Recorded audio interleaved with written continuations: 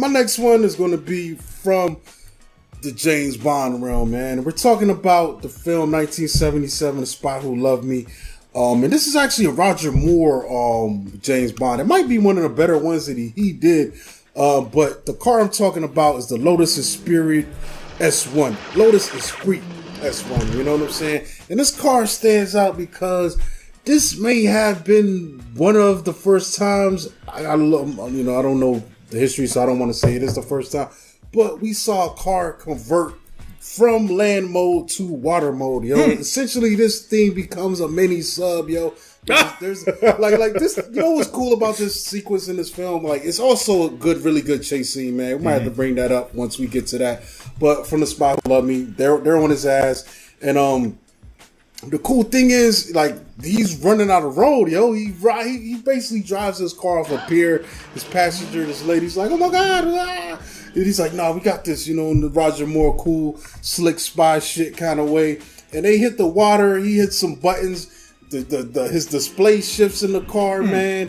And then all of this shit looks crazy, man. I don't know if you can see this, man, coming around, but this it's a cool sequence. Even though he's outrunning a helicopter, the cinematography on the car, but he goes off the pier, goes into the water, and then all of a sudden hits the button and things starts changing. Yo, all of a sudden the wheels kind of go underneath like on the DeLorean and Back to the Future, and then these fins come out and this thing starts driving through the water, essentially like it's floating, it's diving. And then also on top of that, the bad guys still are pursuing them. So the bad guys start coming at them, and they've got underwater vehicles and divers, and then all of a sudden my man starts engaging them. Yo, he hits this diver with a missile, bro, and he hits the ground in front of him, and then blood comes out, man. It's beautiful, dude. You're like what the he throws a torpedo in the air, takes out a helicopter, because the car, it's not good enough that it can go in the water. It's also gotta have some type of weapons and guns. Of course,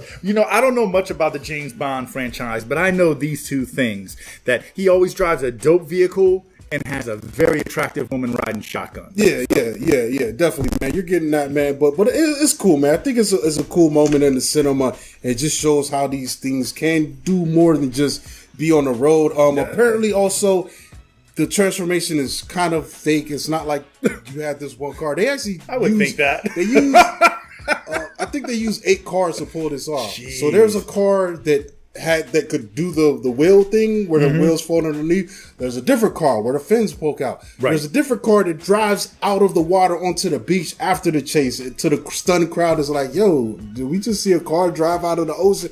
But it's cool, man. We've seen this since in other films with a few times, with converting vehicles. But it's one that stands out, especially the year that this film came out, man. Yeah,